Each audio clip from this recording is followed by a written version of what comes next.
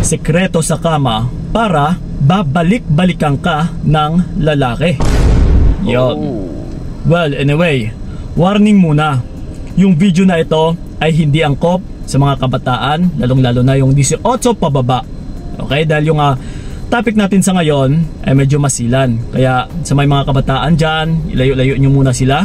Yes, na yung video talaga na ito ay hindi pwede sa mga kabataan. Okay, pasintabi muna. So ito, usapang tsuktsakan. Yes, pagdating sa kama, na kung bakit may mga kababaihan na binabalik-balikan ng lalaki. Na kung minsan talaga utol ay makikita mo ito, na ito pala yung ginagawa ng mga other woman, ng mga betka. That's why binabalik-balikan sila ng lalaki. So ito ngayon, baka hindi mo alam yung gawain na ito, na ituturo ko sa inyo. Okay, yung about sa tsuktsakan talaga. Oh, no. So ito, una sa lahat ay, yes of course, kailangan ay maging mabango. Ito mga utula, hindi porket na anytime kayong nagtsuktsakan is parang strike anywhere na lang, strike every time or anytime. Yon. So kung minsan kasi is malaking impact din pagdating sa aming mga kalalakihan na kapag yung isang babae, lalong-lalo na pagdating sa tsuktsakan, ay mabango. Mas nagbibigay po ito or nagbibigay ng karagdagan ng alindog na mas lalo kaming magaganahan. Lalong-lalo na talaga yung pang-amoy or yung pabango mo is pambabaeng pambabae na walang ibang niroromansa yung partner mo na lalaki, kundi mararamdaman niya talaga na babaeng babae yung kanyang katsuktsakan. Yes, utol. So isa po yan kasi hinahanap-hanap talaga ng lalaki kapag mabango ka na babae pagdating talaga sa kama. So yun. And then ito, yung pangalawa natin is sundin ang gusto niya. Yes. Ito mga utol, kung yung pinag-uusapan natin is babalik-balikan ka ng lalaki, kailangan mo ring sundin yung kagustuhan niya. Yes, paano ka babalik-balikan ng lalaki kung hindi mo sinusunod yung kagustuhan niya? Alam nyo na po siguro kung ano yung ibig kong sabihin, kundi yung magiging posisyon ninyo. Kung ano yung magiging anggulo nyo dyan. Yes, kailangan mong sundin kasi kung minsan naghahanap din kaming mga kalalakihan ng satisfaction. So kung hindi siya nasasatisfied, yes, sa posisyon na yan, ay kung minsan magre-request pa yan na kung ano yung dapat mong gawin, na babe gumanito ka, kailangan mong sundin para mabigyan mo rin siya ng satisfaction. And then kung minsan kasi, kapag mahal ka talaga ng lalaki, ay tatanungin ka rin niya na okay na ba sa'yo yung ganito? Okay, nasasarapan ka ba? Naku po, di ba? Kapag ganyan utol, talagang mas lalo kang babalik-balikan ng lalaki. Kasi naggagawa niya yung gusto niyang dapat gawin na ipapagawa sa'yo. So wala kang ibang gagawin kundi sundin mo lang kung ano yung kagustuhan niya. Huwag lang yung binababoy ka talaga ng sobra-sobra. Okay? So yon. And then, yung pangatlo natin, ito pinakasekreto talaga to, na babalik-balikan ka ng lalaki. Ito pagdating kasi sa kama utol, sa tsuktsakan, wala kang ibang gagawin kahit sa anumang anggulo, kundi kailangan mo lang ay lumiyad. Always ng paliyad. Okay, kahit anumang posisyon yan, kahit nakatihaya, kahit nakapatong, kahit naka Snoop Dogg.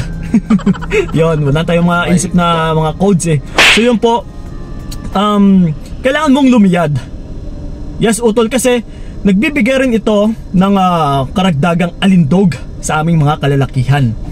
Once na ikaw na babae ay lumiliyad, dahil nagpapakita po ito ng iyong confidence, na all out ka. Yes, wala ka nang tinatago. Unlike sa babae na, yes, yung tipong nakayoko, yung tipong parang ayaw pa ipakita lahat-lahat.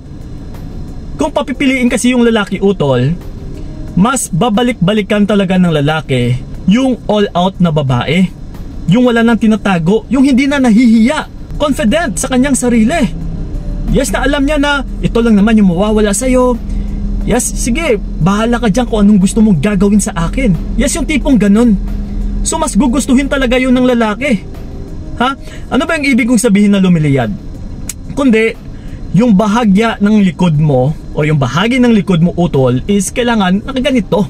Ha? Nakakurbada. So yun, once na nakakaliyad ka kasi or nakaliyad ka ng husto, ay talagang magugustuhan po yan ng lalaki dahil hindi po lahat ng babae ay marunong lumiyad or lumiliyad. So yun po, isa po yan sa hahanap-hanapin ng lalaki sa tsuktsakan. Okay? So yun. And then yung pang-apat natin is walang iba kundi magpakain. Yes! Alam nyo na rin po siguro kung ano yung ibig kong sabihin. Ha?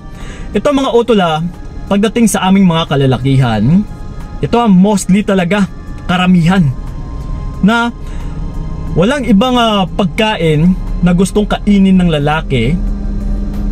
Hindi ito makikita sa lamesa. Oh no. O sa mesa utol. Kundi yung pinakamasarap na putahe na gustong kainin talaga ng lalaki ay yung nasa kama. Oh. Yes. So that's why kailangan ay marunong ka ring magpakain. Maghanda ka. Ha, hindi porket hindi mo na kailangan magluto eh. Kasi may pagkain ka na dyan utol. So wala kang ibang gagawin kundi ipakain mo na lang sa kanya anytime kung siya ay gugutumin. So kailangan is handa ka rin na palagi itong mabango, palaging malinis. Kasi kung anytime man na like for example na biglang nakaramdam ng init ng katawan yung partner mong lalaki ay kung kakalabitin ka niya and then bigla kang nagpakain dahil gutom siya. So syempre anytime yun na, kapag mabango kasi is talagang babalik-balikan ka ng lalaki. Kasi again mga utula, sa pagpapakain kasi honestly, hindi lahat ng babae ay nagpapakain. Yes. So kung isa ka sa hindi nagpapakain, posible na hindi ka babalik-balikan ng lalaki. Unlike dito sa babaeng nagpapakain, that's why binabalik-balikan nila yung mga betka, yung mga other woman dahil sila itong mga babae na wild. So yun po yung kagustuhan ng lalaki, yung nagpapakain. Pare-pareho lang naman yung menu, pare-pareho lang naman yung putahe, pero kung minsan kasi nagdedepende ito sa kung ano yung amoy, kung ano yung halimuyak, kung ano yung kabanguhan. Yes, so dyan po nagdedepende. At saka kung gaano ito kalinis. Yes, meron bang pagkain na kung gaano kadumi is kakainin pa rin ng lalaki or ng tao? Wala. So that's why ito mga utula, kailangan ay marunong ka magpakain. Lalong-lalo na habang kinakain ka ay lumiliyad. Tiyak, babalik-balikan ka talaga ng lalaki. So yun. And then ito, yung panglima natin, walang iba kundi maging wet and wild. Yes, like I said kanina, na kung wild ka na babae, all out ka, wala kang tinatago. Yes, confident ka sa iyong pangangatawan. That's why nakaliyad ka, wala kang tinatago, wala kang tinatakpan. So kung ganito ka utol, tiyak talaga babalik-balikan ka ng lalaki kung babalik-balikan lang yung pinag-uusapan. So pera na lang kung may pagmamahalan, yes, na include or nakasama, is depende na. Pero pagdating kasi sa tsuktsakan, na babalik-balikan ka ng lalaki, kahit hindi ka man niya mahal, pero kung marunong ka sa mga gawaing ito, na wet and wild ka, lahat sa mga pinagbabanggit ko, ay sigurado utol, magagaranti ako sa inyo, babalik-balikan talaga kayo ng lalaki dahil hahanap-hanapin niya po yun. And then dahil hindi niya po yun mararanasan sa kahit kani-kaninong babae, dahil hindi rin lahat ng babae ay nagagawa yung ganito. Okay, yung pagdating sa kama. That's why maghanda ka na, hindi lang sa lamesa kundi pati na rin sa kama utol. So yun po, maraming salamat talaga. Yes, pasintabi lang po ulit sa mga kabataan dyan dahil yung video na ito ay hindi pwede or hindi angkop para sa mga kabataan. So yun po, maraming salamat talaga. So ingat kayo, God bless and babush! Tsuktsakan na! Binigay ko lang para wala kang masabi, kaya nga hindi ko alam.